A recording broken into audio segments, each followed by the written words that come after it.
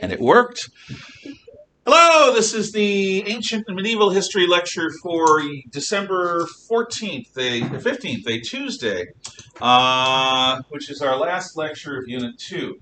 Everyone has their notes out here and at home, and we are working our way through Greek culture.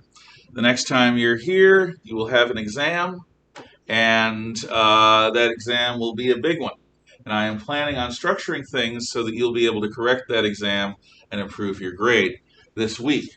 So, where we've been is we've looked at the love of wisdom, which is philosophia.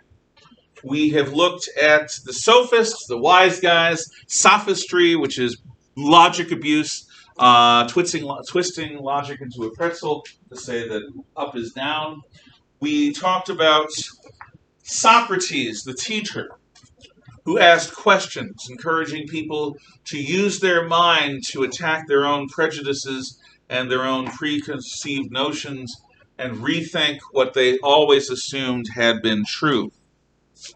We also talked about Plato and his notion of archetypes or perfect forms. We don't encounter the real world, Plato says. The real world to us is like shadows on a cave wall. We are in a echo reality, a shadow realm, a realm of imperfection and decay. So the way we encounter genuine reality and truth is we think about it. Imagine, remember, you don't like the fan, to a place that's empty, like over there. So, the real world is a world of archetype forms, perfected forms that interact with one another. Just trying to imagine the perfect form of a stool or a bench or a podium or whatever is difficult enough. But trying to discipline your mind enough logically so that you can imagine perfect forms interacting. Not everyone can be a philosopher. And Plato writes of this perfect society of his called the Republic. But it's not the American Republic. It's not the French Republic. It's not the Roman Republic. It is the Republic of Virtue. Plato's Republic is a society where everyone goes to the job their talents lead them to. The people who have big brawn but not much thoughtfulness become the workers. The people who have a lot of thoughtfulness but not much big brawn become the planners. And ruling over all of them are the philosopher kings. People who are trained in understanding how you think about thinking about things and understanding what consequences are. Plato's Republic is ruled by the wise. Did you have something? I thought I heard. Okay. The rule by the wise. So, there's Plato. By the way, Platonic philosophy tends to dominate medieval thinking. After the fall of Rome, before the Renaissance, a lot of the thinking is Platonic, which means you deal with archetype forms, perfected forms, and the fact that we live in an echo realm, a carnival mirror world of distortion and decay. Actually viewed as more as an Aristotelian outlook because he said that at the works of his predecessors, the problems with them actually help us to find better solutions, which is what happened more while using much of the other works, such as what Aristotle. Indeed. The way I see it, though, Aristotelian philosophy dies during the Middle Ages to a great degree, but is revived in the Renaissance. That's mostly because you can't tell the order of his works. Well, it's also because of the way medieval people tended to think, and the way medieval culture was rooted in institutions like the church and like monarchy. Aquinas did thinking on both. That's all. In any event, now let's deal with Aristotle. If you want to understand, if you want to understand Aristotelian philosophy, understand that the scientific method comes from it. Whereas Plato indicated that if you want to comprehend truth, you have to ask impertinent questions. And Plato asserted that if you want to understand truth, you have to imagine truth. Aristotle said if you want to understand something, observe it. Observe it in reality. Try to figure it out. come up with possibilities that might indicate why things are the way they are, and then test them. Applied Aristotelian philosophy is the scientific method. You imagine something interesting about the world. You come up with a hypothesis, which is a best guess as to why that happens the way it does. Then you come up with an experimental mode to test it. You test it using your experimental mode. You go where the numbers teach you or take you, not where you want it to go. That's the difference between being an honest and a dishonest scientist. You go where the numbers lead you. You don't go where your predetermined hopes or prejudices take you. Now, maybe your numbers indicate that your experimental model is flawed. Have the honesty to scrap it and come up with a new one. Maybe your hypothesis turns out to be true but needs to be nuanced. Maybe it turns out to be absolutely right. Maybe it turns out to be completely off base. To be a scientist and to be a good philosopher in Aristotle's mold, you need to understand that it's not always about winning. It's also about being true.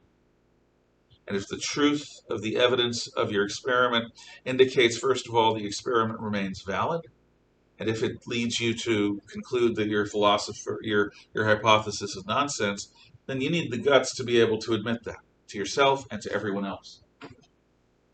But if you come up with a valid and clear conclusion in your experiment, and if your experiment seems valid, then you end up with a theory, a provisional model for explaining this phenomenon.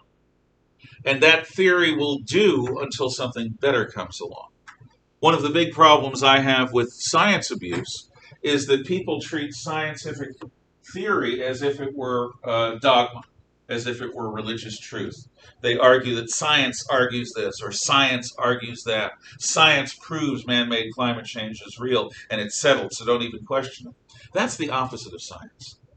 Science is about a methodology for determining whether observable and measurable phenomenon happen in certain ways, developing theories, refining and improving those theories. Science can never prove or disprove the existence of God because God is not a measurable phenomenon. You can't weigh God. You can't test God's existence by doing number crunching and observing the behavior of fruit flies. Science does not deal with truth that can never in the future be questioned.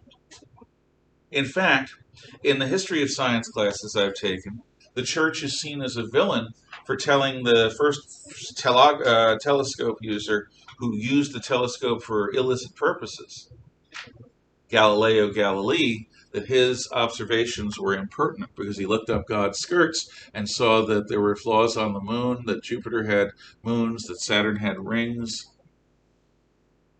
How dare Galileo look up into the heavens? Telescopes are for spying on your neighbors or looking out at sea, or for battles.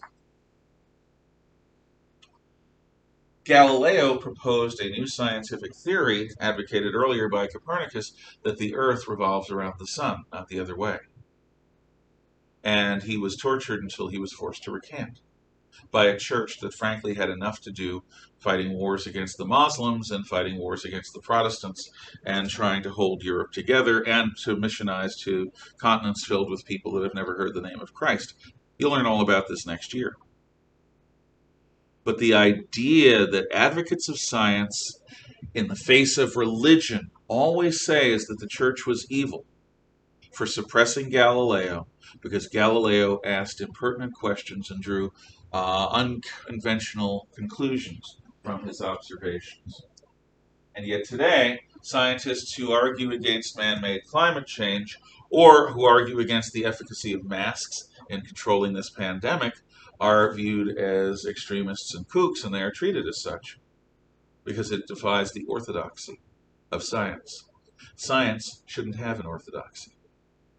Science should be a pure process whereby you try to imagine a hypothesis, imagine a way of testing that through experiments.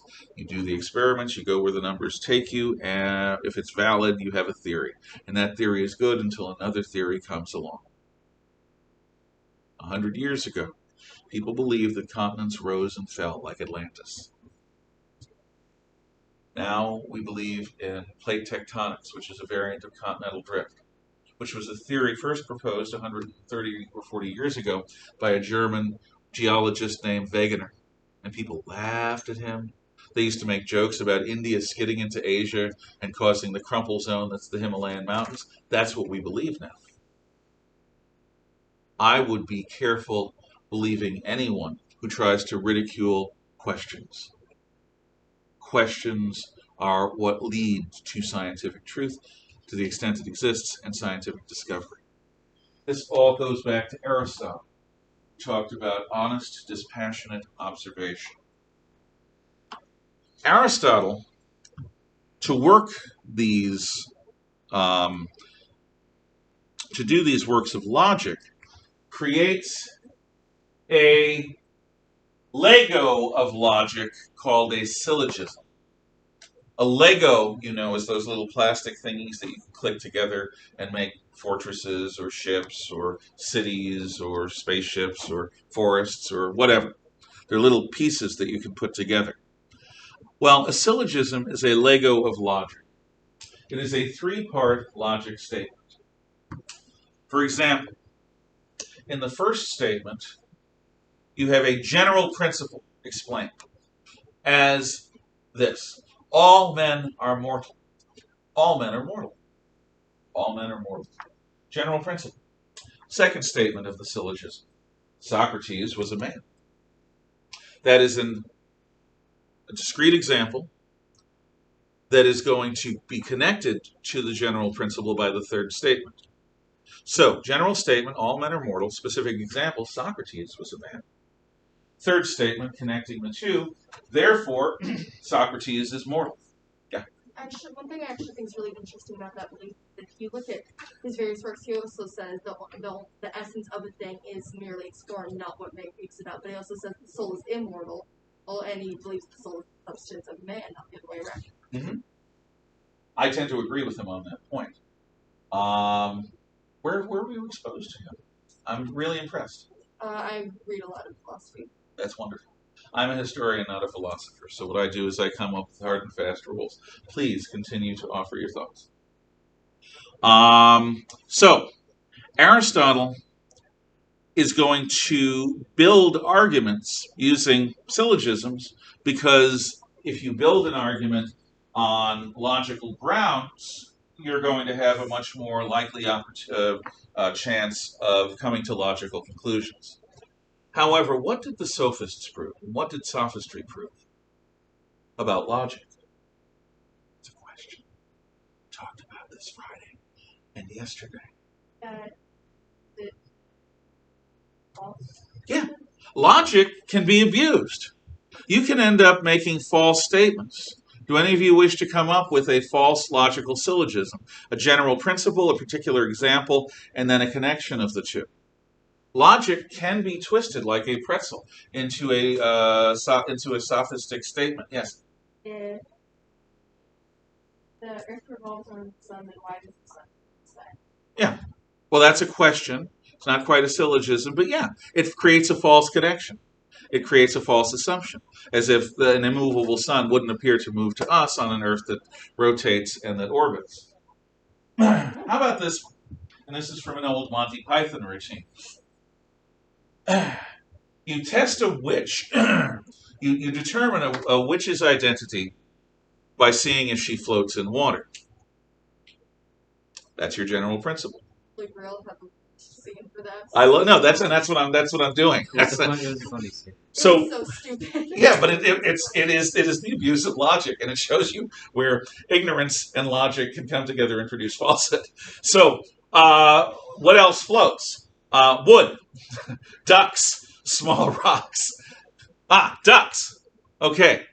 Therefore, witches weigh exactly the same as a duck.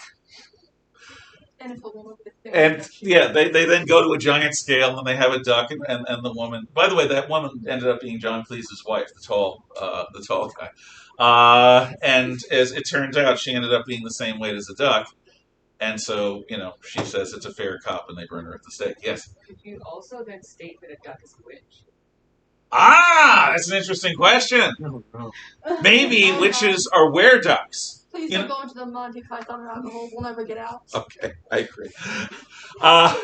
Basically, the problem with logic, divorced of common sense, is that it can lead you into these flights of bizarre fancy.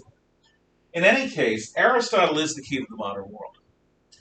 With Plato, reality is subjective, what you can imagine. With Socrates, there is also a subjectivity to reality in that what you're doing is you are trying to reveal truth behind presupposition or what can be called prejudice. But with Aristotle, instead of trying to imagine the perfect chimpanzee or the perfect giraffe, they knew about giraffe. Instead of trying to imagine the perfect giraffe, like a Platonist would,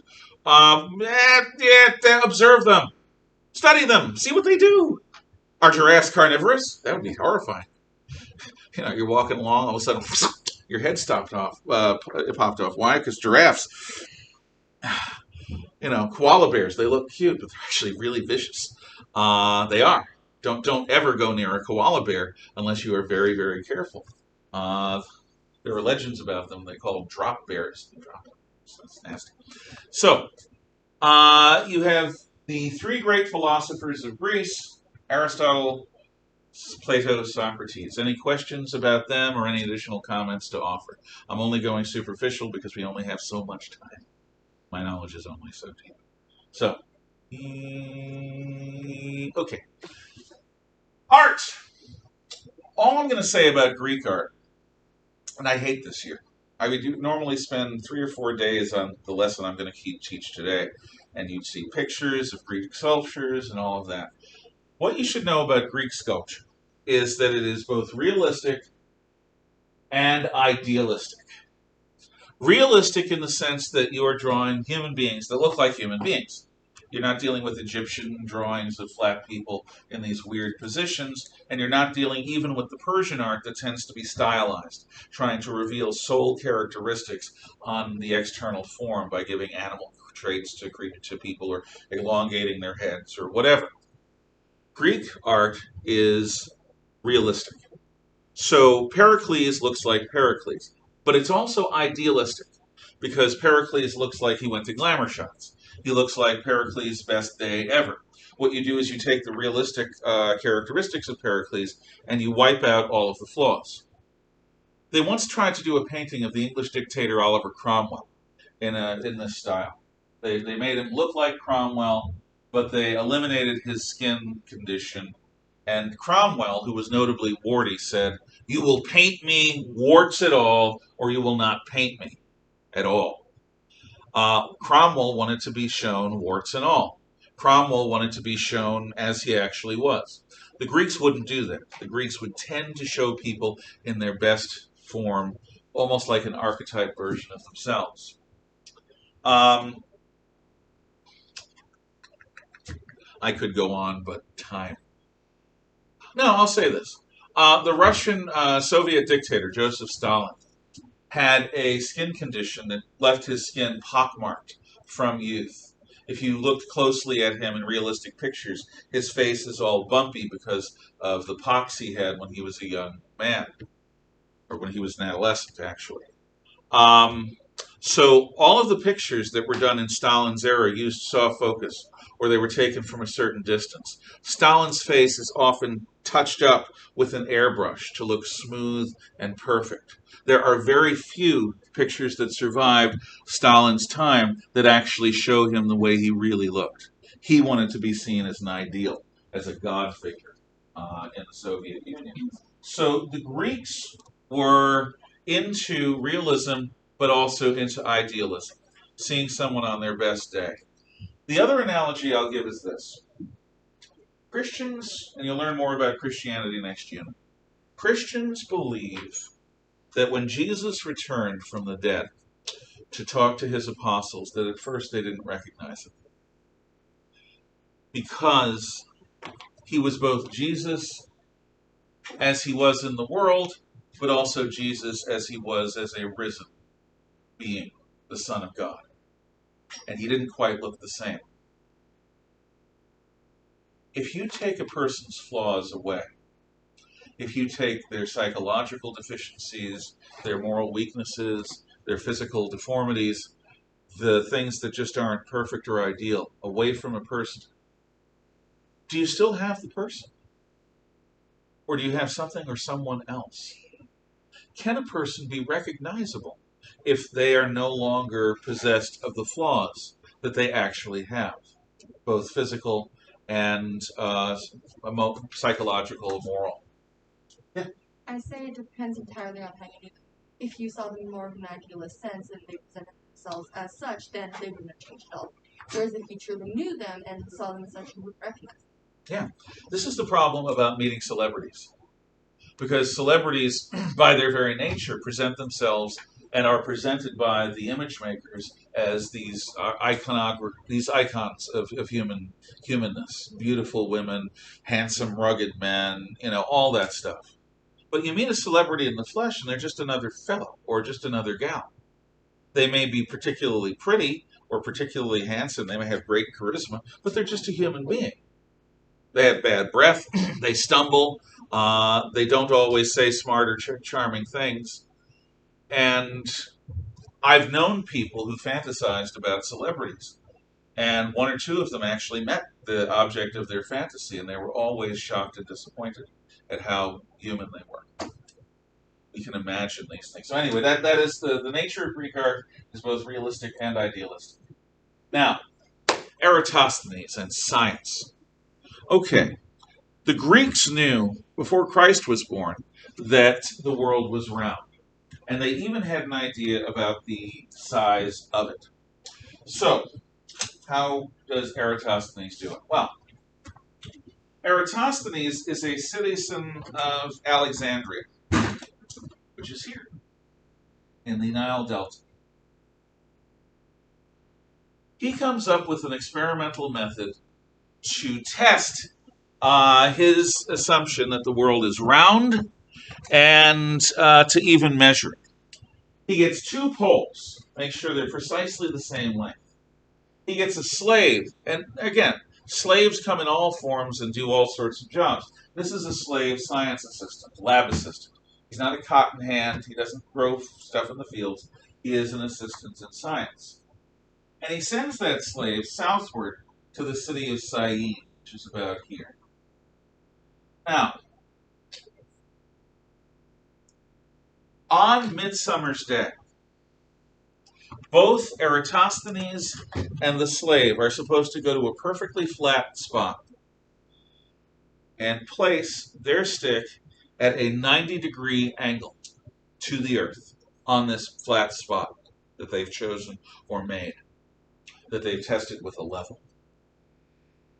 And they then measure the shadow from the pole. Then the slave returns to Syene, from Syene to Alexandria. And by comparing the measurements, Eratosthenes proves that the world is round. Because on Midsummer's Day, the shadow in Alexandria is significantly longer than the shadow at Syene. That means that the shadow at Syene, which is closer to the equator, is more fully is caused by a sun that is closer to being directly overhead. Whereas at Syene, on Midsummer's Day at noon, the sun is not directly overhead, it's farther south. You have a longer shadow.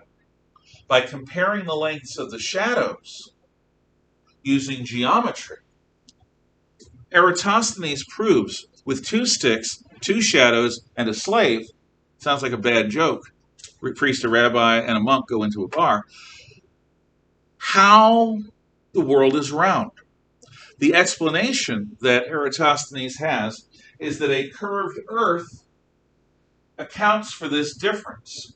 That these two poles standing up straight, assuming that this is the sun directly overhead, Syene is here and Alexandria is here. Both are level to the surface of the earth where they are, but they're not the same shadow length because the sun is coming at a slightly different angle. But that's not all! In addition to proving the shape of the world, Using geometry, Eratosthenes demonstrates the size. And he measures it, and what he comes up with is the basis of a map that I'm about to show you. A map made in the 200s AD, during the Pax Romana, actually the 100s AD, by a man named Claudius Ptolemy, also of Alexandria. And the map of Claudius Ptolemy, being based on the calculations of Eratosthenes, shows a three-continent world: Africa, Europe, and Asia. And this three-continent world is including India, China, and parts of Africa.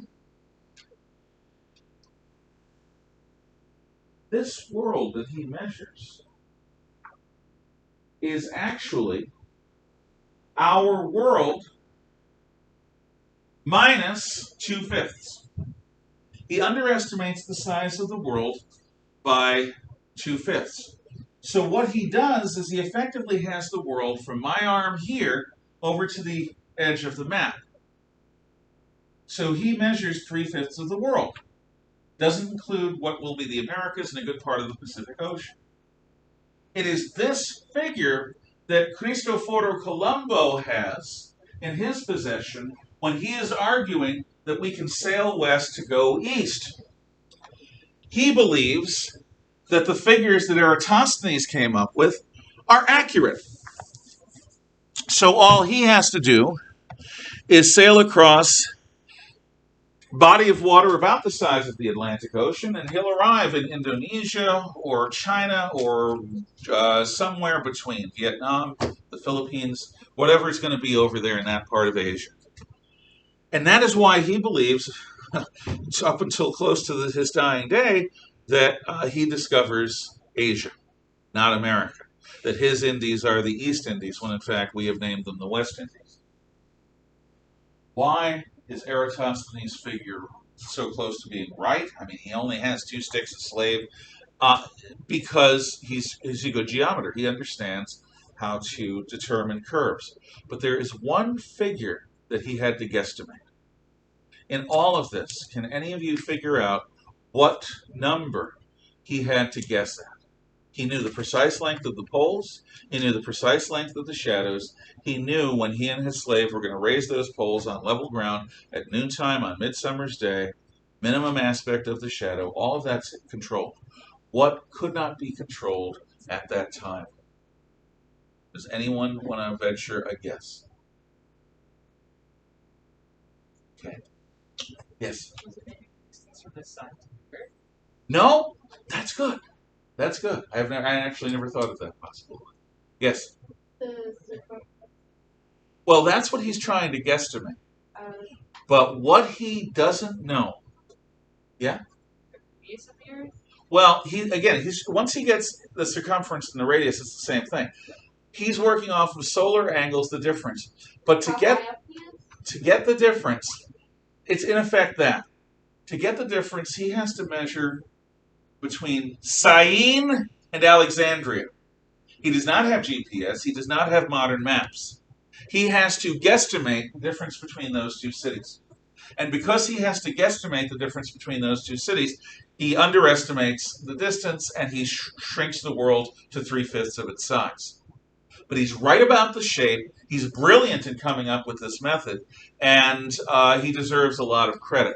It's just no one in those days could accurately measure the distance across the desert between Alexandria and Syene. So that was a guessed figure. And if you know anything about math, and I know precious little, but if you know anything about math, and even I know this, if you have an equation that has one flawed number, the entire equation goes bloppo. Bloppo is a scientific term. So, there's Eratosthenes' contribution.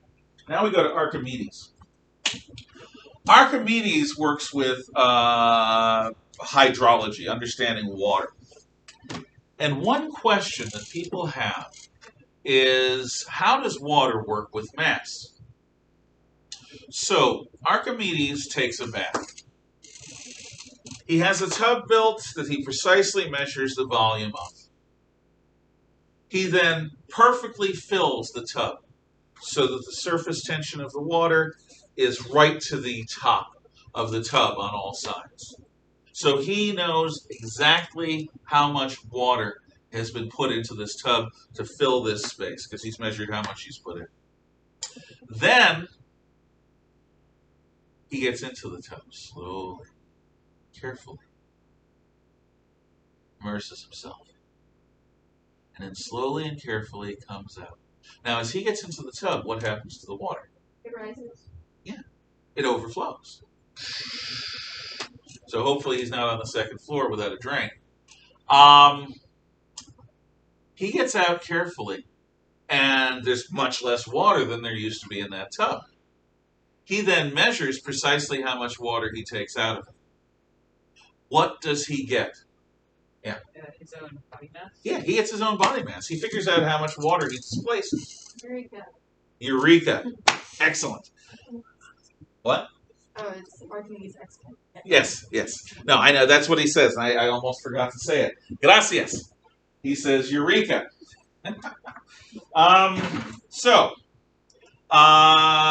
then we end up with Claudius Ptolemy, the great map maker, whose map I showed you, who's sort of a derivative scientist in that he's working from Eratosthenes' figures, but he's also working from the knowledge that he gets from travelers, from sailors, from old maps to try to come up with a guess. And one of the differences between Ptolemy's map and the real world is Ptolemy assumes that there's symmetry. And if there's symmetry, there should be about as much land as there is water on the earth. That was one of his guiding assumptions. In fact, that guiding assumption stays with us until the late 1700s. There are people in Europe who believe that there's this massive southern continent, Terra Incognita Australis, which is the great unknown southern continent. Not Antarctica, but like a super Antarctica that would include Australia, to match the amount of land in the southern hemisphere to the amount of land in the northern hemisphere. They assumed that there needed to be parity or proportionality or symmetry. There isn't. There's just one more. There's one land, one sea sort of thing. Geometry. All I'm going to say about Pythagoras is triangles, triangles, triangles! You all are learning about Pythagorean theorem. You're learning about Euclid. Here's another Greek mathematician. Non-Euclidean geometry. This is something that you'll encounter in horror stories. Okay. If A is parallel to B, if line A, do you know this one? If line A is parallel to line B, and if line B is parallel to line C, then logically, line A must be parallel also to line C. That is one of the principles of Euclid. However, it's something that cannot be mathematically proven, beyond a doubt.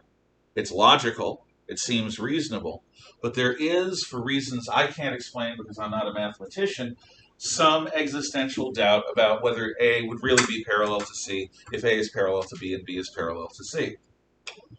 So there is a principle in horror stories called non-Euclidean geometry, where you construct a city or a building or a plaza or a road or anything based on principles that we don't understand, where even if A and B are parallel and B and C are parallel, A and C are not, in fact, parallel at all.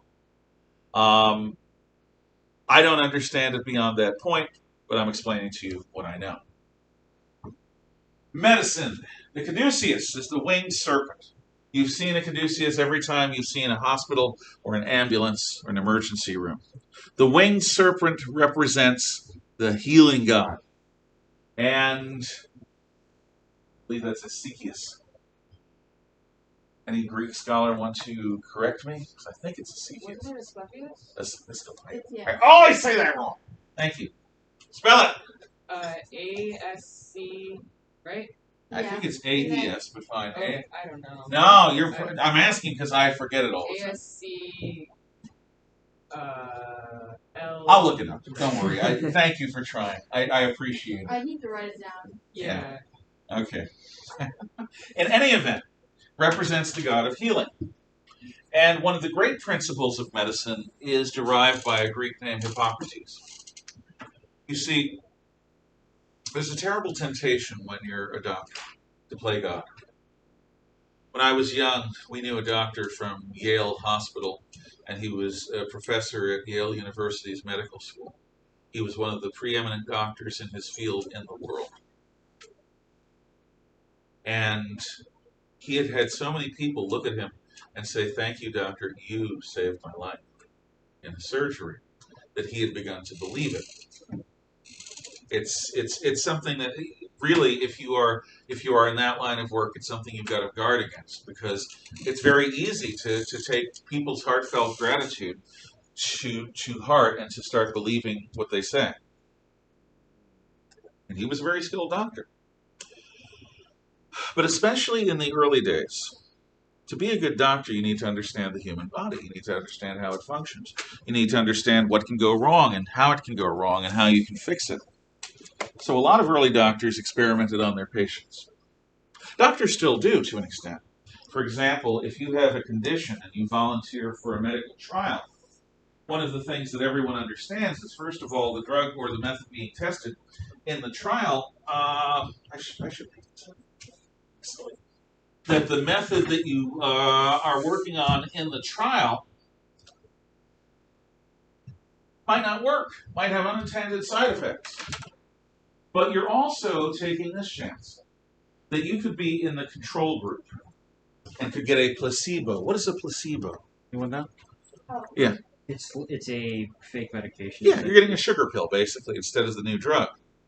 So if you volunteer for a medical trial, you're volunteering to be experimented on, in the sense that the doctors will try this untested, uncertain method they think will work, and you might be one of the people that are going to die to show what happens without the drug,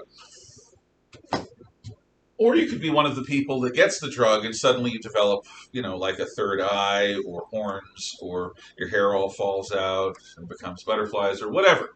You don't know. You never know. So in the day, if you were a person who worked on people who were injured, you might slice a little deeper and farther to see what's inside. You might test new methods on your patients. And what began to happen is people began to view doctors as ghouls, as murderers, and as enemies of humanity. That's a problem. If you can't trust your healers and you are injured or sick, you're in heap big trouble. So Hippocrates proposes a holy oath. And the basic principle of the Hippocratic Oath is do no harm. Do no harm. First, do no harm. That's the actual quote. And it goes into detail beyond that. But first, do no harm. I'm a healer first, a Hippocratic Oath doctor will say. And as a healer first, my first duty is to not harm my patients, to try to cure them or help them or heal them. Only within those parameters will I experiment. Yes? It's a Hippocratic Oath for human beings in general, given that we cannot account for unintended harm. It's our nature to do harm even. Indeed. So, in some ways, being a doctor is almost a priestly office, because you are being given the trust to work closely with people's health. And you could very easily slip into becoming a mad scientist, an evil genius, or worse. You do not want a doctor that's too curious about things. Being your surgeon. It's almost as bad as hearing your surgeon say oops, which is half the reason why you're put under anesthesia. The other half is it's intensely painful to be cut into. The idea of the Hippocratic Oath used to be more universal. When I was born, most doctors in the United States took the Hippocratic Oath as a part of their medical school training. They made that oath to first do no harm.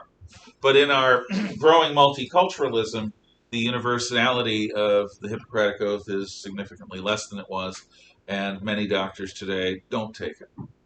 In fact, like an idiot, I chose my doctor without asking whether you took the Hippocratic Oath. I'd better do that the next time I see him, because I kind of like the idea of the Hippocratic Oath. In any event, remember that it is first do no harm, and what it was designed to do is restore the reputation of healers among the people that might use their services, and to prevent healers from being treated like witches and burned at the stake, or hunted down and killed with pitchforks and torches.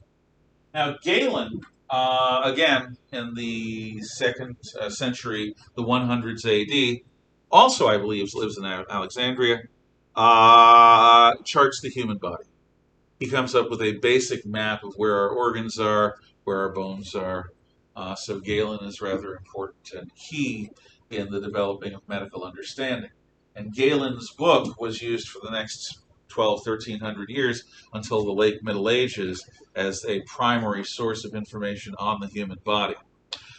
Today, actually in the 20th century, that book was replaced by Gray's Anatomy, which is this beautiful, huge book that has parts of the human body, and you peel away, and there's a clear thing. You've got the skin, and then you've got the organs, and then you've got the blood and nervous system. You've got the bones, all in these beautiful pull-away plastic pages. Gray's Anatomy, I'm sure, is online now, and with our understanding of genetics, it is in the process of being superseded by other medical texts. But if you ever get a chance to see an old Gray's Anatomy book, take a gander. I mean, it's sort of creepy looking inside a human body, but you do learn a lot. Okay, drama. All I will say about this, because of time, is Aeschylus and Sophocles were both tragedians. Euripides and Aristophanes, not Eratosthenes, Aristophanes were comedic writers. Let's talk a little bit about Sophocles and Oedipus. The story of Oedipus, king of Thebes, not Thebes. Oedipus leaves home at a young age. He's away for a while, long time. Comes back, meets a man on the road, fights that man, kills him, then arrives in Thebes and helps the Thebans deal with a great curse, a beast that kills men.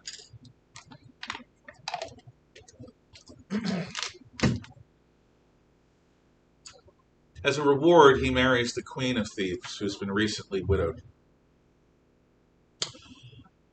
He is cursed of the gods. The man he killed on the road, it was later discovered, was his father. The woman he married was his mother. And he didn't know this. He largely was defending himself with the man. And when a queen proposes marriage to you, you usually say yes if you can handle it. I mean, what do you do when you find out that your life has been turned into this horror show?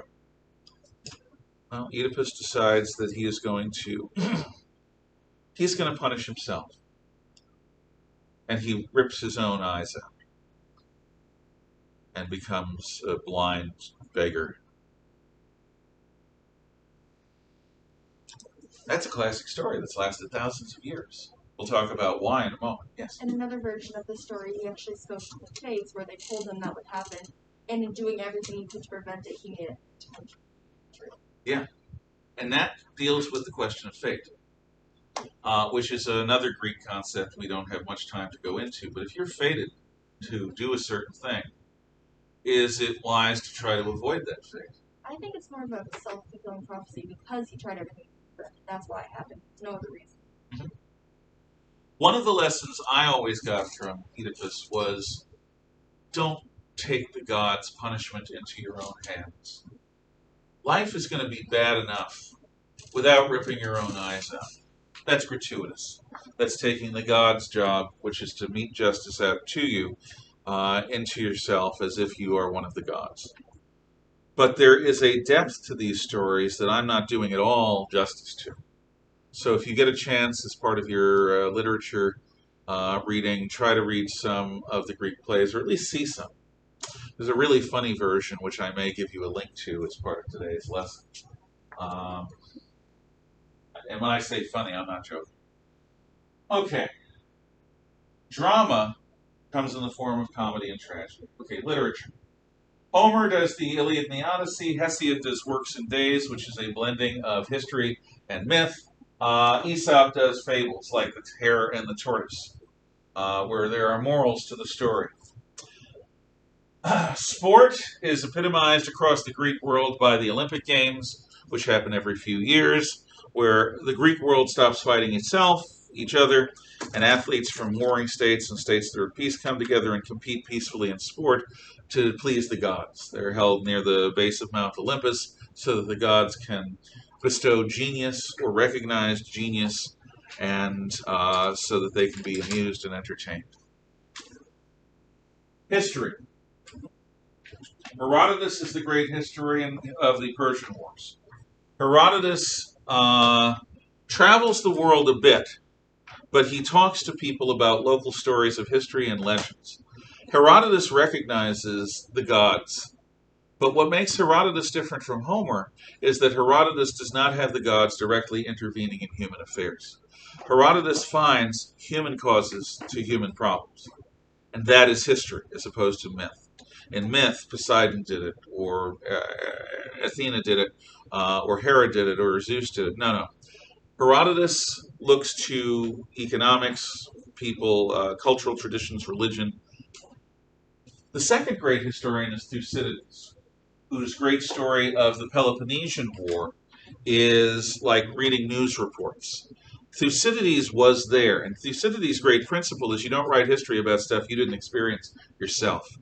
So Thucydides' history is much more fact-based than Herodotus. It deals much less with culture and traditions and stories, and it also focuses on speeches that never were made. Speeches about why things are happening. Xenophon does the Anabasis, the story of the 10,000 escaping. And according to the Greeks, happiness is living a life affording scope to make important decisions along lines of excellence. See you next time for the exam. Thank you, and have a good day. Oh, you are here for lunch today.